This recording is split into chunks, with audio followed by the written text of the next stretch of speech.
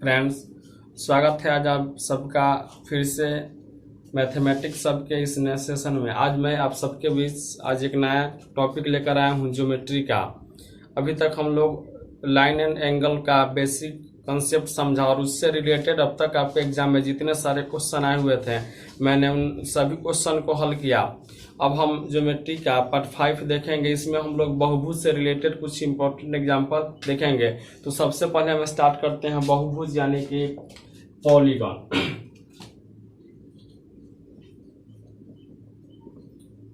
बहुभुज यानी पॉलीगॉन।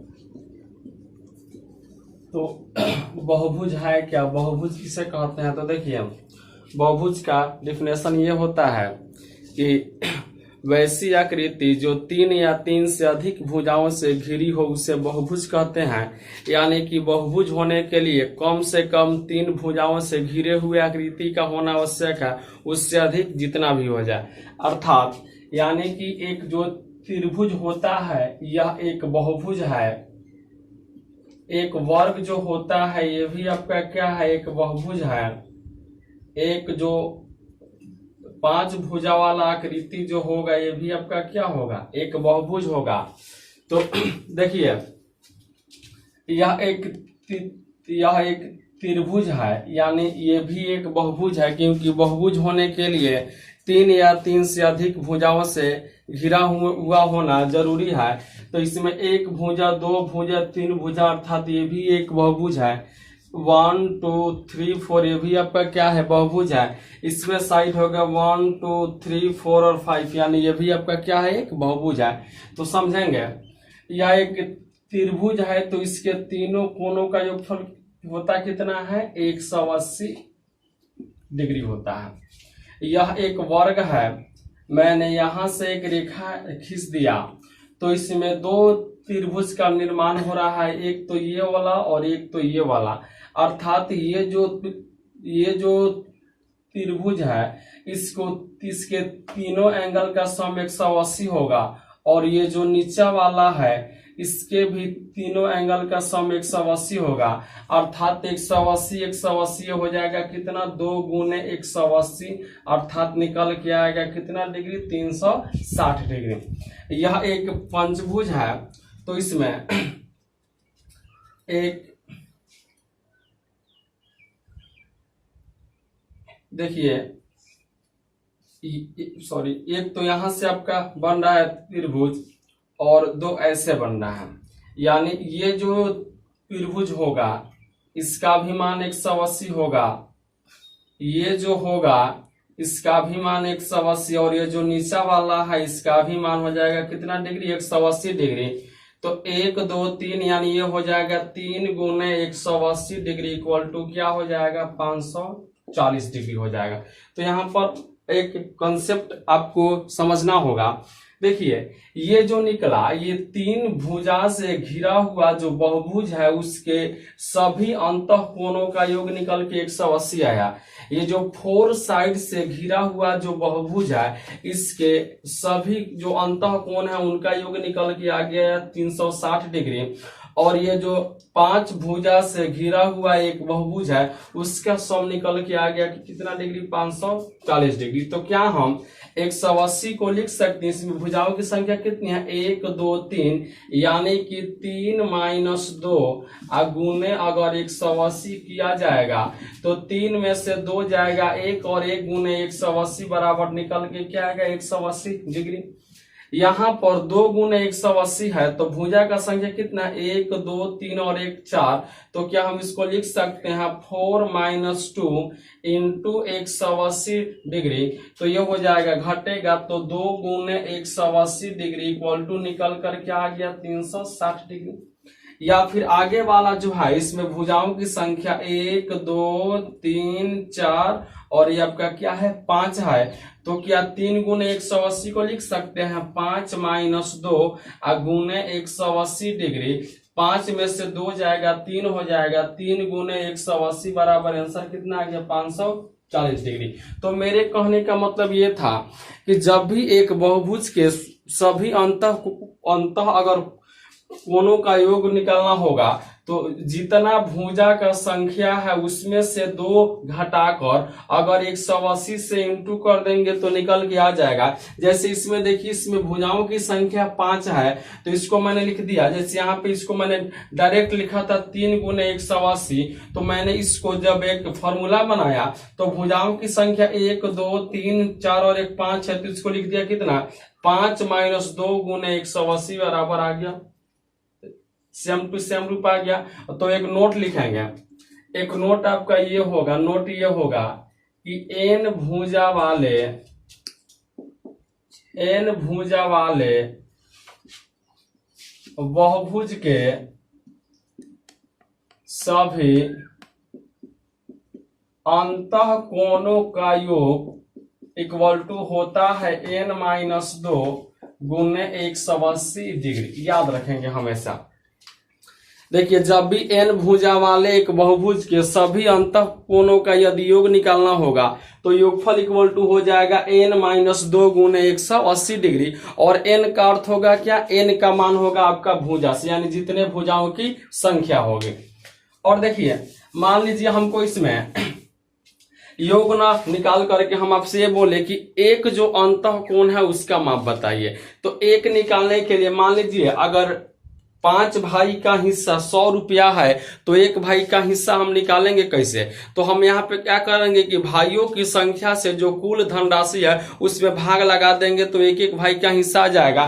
तो वैसे ही यहाँ पे अगर हमको एक एक यानी कि प्रत्येक जब अंतः कोण का माप निकालना होगा, प्रत्येक अंतः कोण का अगर माप हमको निकालना होगा तो यदि हम योग में अगर भुजाओं की संख्या से भाग दे देंगे तो निकल कर आ जाएगा। तो योग इक्वल टू होता है n माइनस 2 गुने 180 डिग्री और भुजा का संख्या n माने हैं तो बट्टा n जब इसमें किया जाएगा तो यहाँ पे आपका निकल जाएगा। तो हमेशा याद रखेंगे कि जब योग निकालना होगा तो n भुजा वाले बहुभुज के सभी अंतः कोण का अगर योग निकालना होगा तो योग इक्वल टू हो जाएगा n माइनस 2 गुने 180 डिग्री। और जब एक एक अंतः कोण का, हर एक अंतः कोण का माप निकालना होगा तो हम यहाँ पे क्या करेंगे कि जो योग दिया होगा उस योग में भुजाओं की संख्या से भाग लगा देंगे, जो निकल करके आएगा वही आपका क्या होगा, आंसर होगा। बस अगला कुछ कॉन्सेप्ट समझेंगे। जैसे मान लीजिए यह एक समषष्ठभुज है, यानी एक 6 बराबर भुजाओं से घिरा हुआ आकृति है। तो ये इसका जो है ये अंतः कोण है, ये जो अंदर है ये क्या है, अंतः कोण है। अगर बहिष्ठ कोण की बात की जाए तो मैंने इस रेखा को थोड़ा सा आगे बढ़ा दिया तो ये जो एंगल बना सो क्या बना, एक बहिष्ठ कोण बना। तो समझेंगे, ये जो बहिष्ठ कोण होता है तो एक बहुभुज के जो सभी बहिष्ठ कोण होते हैं उनका जो योग होता है वो 360 डिग्री के बराबर होता है। तो नोट में लिख लेंगे, नोट होगा कि बहुभुज के सभी बहिष्ठ कोण का योग बराबर 360 डिग्री होता है, बराबर 360 डिग्री होता है। हमेशा याद रखेंगे कि एक जो बहुभुज होता है उसका जो बहिष्ठ कोण होगा यानी बाहर वाला जो एंगल होगा उन सबका जो योग होगा सो क्या होगा, 360 डिग्री के बराबर होगा। अगला देखिए, मान लीजिए ये तो सभी बहिष्ठ कोण का योग निकल कर आ गया 360 डिग्री, लेकिन अगर मुझे एक एक बहिष्ठ कोण का माप निकालना होगा, यानी कि अभी मैंने एक बात आपको बताया कि अगर 100 रुपया 5 भाइयों के बीच बराबर बराबर बांटना है और एक भाई का हिस्सा निकालना है तो हम निकालेंगे कैसे। तो हम यहाँ पे क्या करेंगे, जो कुल धनराशि 100 रुपया है उसमें भाई के संख्या से भाग देंगे और जो निकल करके आएगा वो एक भाई का हिस्सा होगा। तो यही बात यहाँ पे है, अगर बहुभुज के सभी बहिष्ठ कोण का योग अगर 360 डिग्री होता है और एक यानी एक बहिष्ठ कोण का माप हमें निकालना होगा तो क्या करेंगे, तो नोट लिख लेंगे कि प्रत्येक बहिष्ठ कोण का माप इक्वल टू होता है 360/n, और n का मतलब हुआ भुजा। हर एक जो बहिष्कोण होंगे उनका जो हमें माप निकालना होगा, तो माप इक्वल टू क्या हो जाएगा, 360/n हो जाएगा। अब एक और बात समझेंगे, मान लीजिए यह एक बहुभुज है और उस बहुभुज का यह अंतः कोण है, इसको x डिग्री मान लिया, और ये बहुभुज का बहिष्कोण है, इसको माप लिया y डिग्री। तो देखिए यह एक सीधी रेखा है, स्ट्रेट एंगल है, और इस सीधी रेखा पर जो कंप्लीट एंगल बनेगा वो हमेशा 180 डिग्री का होगा। अर्थात ये जो अंतः कोण और बहिष्कोण है, इन दोनों का जो योग होगा वो हमेशा 180 डिग्री के बराबर होगा। अर्थात हम लिख सकते हैं x डिग्री जोड़ y डिग्री इक्वल टू क्या होगा, 180 डिग्री होगा। तो हमेशा याद रखेंगे कि जो एक बहुभुज होता है उसके एक अंतः कोण और एक बहिष्कोण का जो योग होगा वो हमेशा कितना होगा, 180 डिग्री के बराबर होगा। इसके बाद देखिए, अगर आपको मान लीजिए विकर्णों की संख्या निकालनी हो, जैसे फॉर एग्जांपल मैंने एक वर्ग बना दिया, यह एक वर्ग है, और आपसे इसमें पूछा जाए कि इस वर्ग में विकर्णों की संख्या बतावे, तो सबसे पहले विकर्ण है क्या, विकर्ण को इंग्लिश में डायगोनल बोलते हैं। तो डायगोनल है क्या, तो डायगोनल का अर्थ होता है कि एक कोने से दूसरे कोने को मिलाने वाली जो रेखा होती है उसे हम लोग डायगोनल कहते हैं। तो ये तो विकर्ण एक हो गया, इस कोने और इस कोने को मिलाने वाली जो रेखा है सो क्या है, ये भी एक विकर्ण है। तो एक वर्ग में जो अधिकतम विकर्ण हो गए, विकर्णों की संख्या कितनी हो गई, 2, यानी एक ये हो गया और एक आपका ये हो गया, यानी 2 हो गया। लेकिन अगर हम आपसे ये बोले कि एक 10 भुजा वाली आकृति में विकर्णों की संख्या निकाले, तो आप निकालेंगे कैसे, गिनते रह जाएंगे, निकालना मुश्किल हो जाएगा। तो एक फॉर्मूला लिख लेंगे कि n भुजा वाले, नोट लिखेंगे, नोट होगा कि n भुजा वाले बहुभुज में बहुभुज के विकर्णों की संख्या इक्वल टू हो जाएगा n इंटू n माइनस 3/2। हमेशा याद रखेंगे कि n भुजा वाले बहुभुज के जब विकर्णों की संख्या निकालना होगा, नंबर ऑफ डायगोनल जब हमें निकालना होगा, तो विकर्णों की संख्या इक्वल टू हो जाएगा n इंटू n माइनस 3/2। लेकिन अगर हम ये बोले कि उसके हर एक बहिष्कोण का माप बताइए, तो आप जानते हैं कि जो बहिष्कोण होगा उसका योग होगा कितना, 360 डिग्री, और एक एक का निकालना होगा, तो यहाँ पर क्या कर देंगे, 360/n कर देंगे। हमेशा इस बात को याद रखेंगे, और यही क्या है, एक बेसिक फॉर्मूला है। अब आइए अब हम इससे रिलेटेड अब तक के बैंक, एसएससी, रेलवे के एग्जाम में जो भी इंपॉर्टेंट क्वेश्चन आए हुए हैं उन सभी क्वेश्चन को हल करते हैं। तो अब क्वेश्चन नंबर 1 आपका दिया हुआ है कि एक त्रिभुज के 2 कोणों के माप क्रमशः 40 डिग्री एवं 110 डिग्री है, तो तीसरे कोण की माप क्या होगी। ऑप्शन है, ऑप्शन ए में दिया है 20 डिग्री, ऑप्शन बी में दिया है 35 डिग्री, ऑप्शन सी में है 30 डिग्री, और ऑप्शन डी में है 55 डिग्री। तो आइए हम देखते हैं, एक त्रिभुज है और इसका जो 2 कोण है, एंगल 1 और एंगल 2, एक का वैल्यू दिया है 40 डिग्री और एक का वैल्यू दिया है 110 डिग्री, और हमें जो तीसरा एंगल है उसका माप निकालना है। तो हमने यहाँ पर इसका मान लिया कि इसका माप क्या होगा, 180 डिग्री, सॉरी x डिग्री होगा। तो एक बात समझेंगे कि जो एक त्रिभुज होता है, इसके जो तीनों एंगल होते हैं उन सबका जो सम होता है, योग होता है, वह 180 डिग्री के बराबर होता है। अर्थात इनको जोड़ने पर इनका जो मान होगा सो 180 डिग्री के बराबर होगा। तो हम लिख सकते हैं 40 डिग्री 110 डिग्री जोड़ x डिग्री इक्वल टू निकल कर आएगा कितना, 180 डिग्री।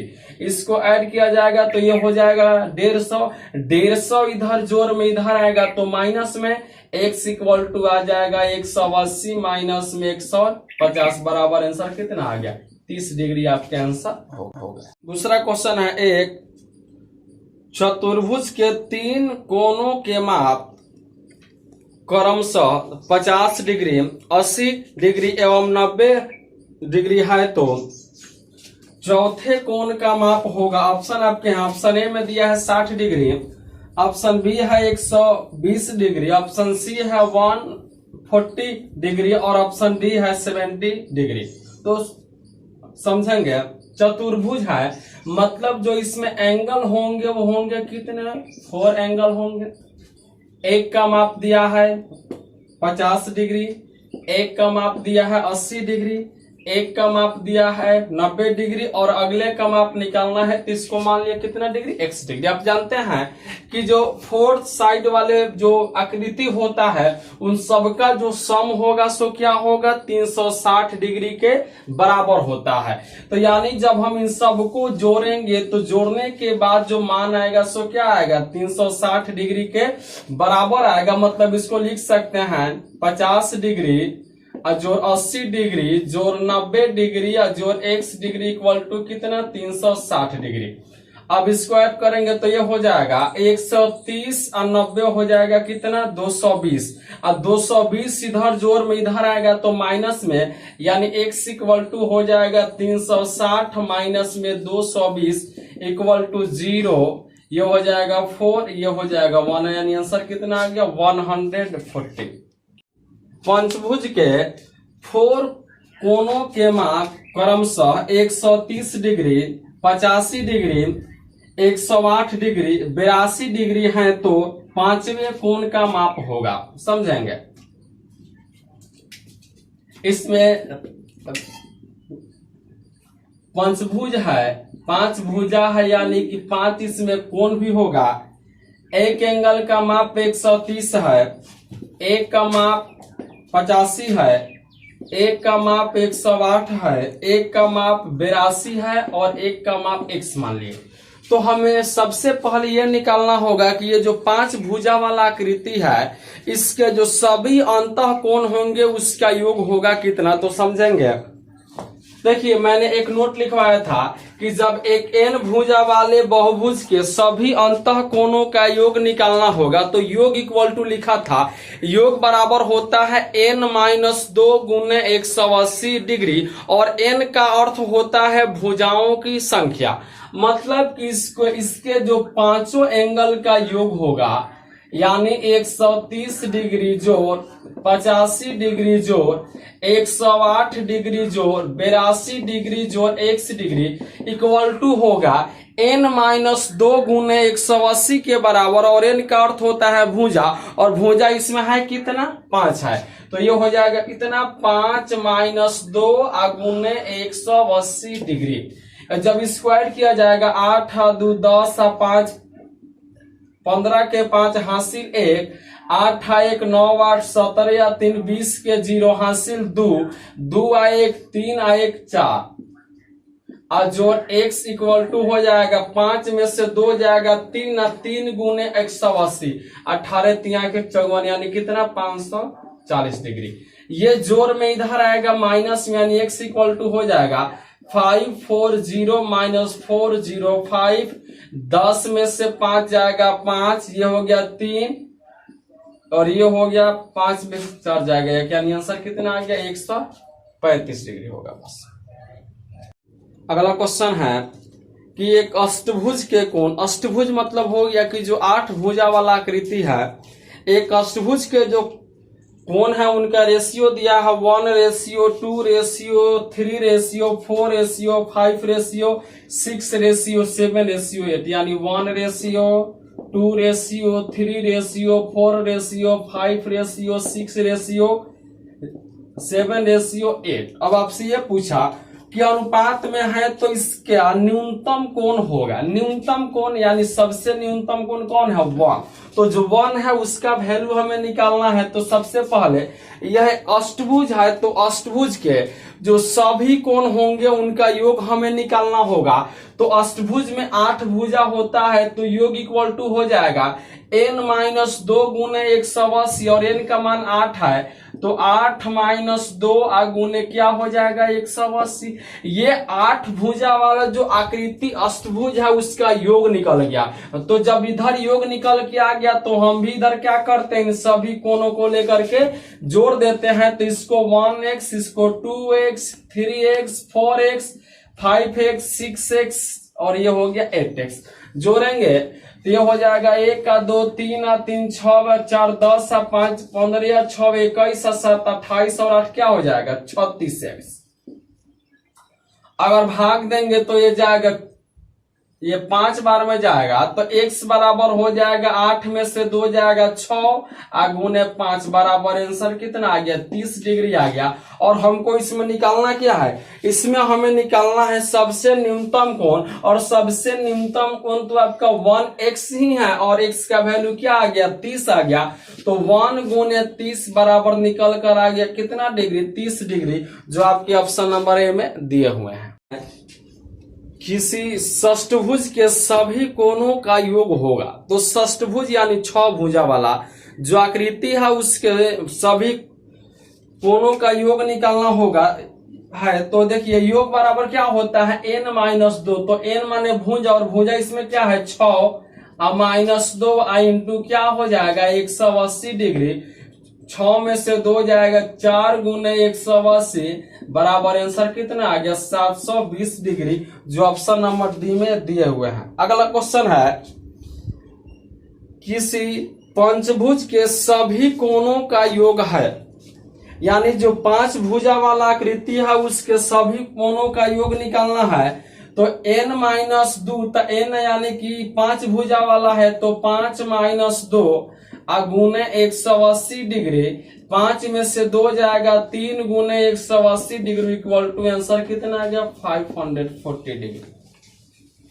अगला है क्वेश्चन किसी अष्टभुज के सभी कोणों का योग है। अष्टभुज यानी कि जो 8 भुजा वाला आकृति है उसके जो सब कोण है उनका योग निकालना है। तो योग इक्वल टू क्या होता है n-2, और n माने भुजा और भुजा 8 बोल रहा है तो ये हो जाएगा 8 - 2 गुने हो जाएगा कितना 180 डिग्री। 8 में से 2 जाएगा 6 गुने 180 डिग्री। 18 6 के क्या होता है 108, यानी आंसर कितना आ गया 1080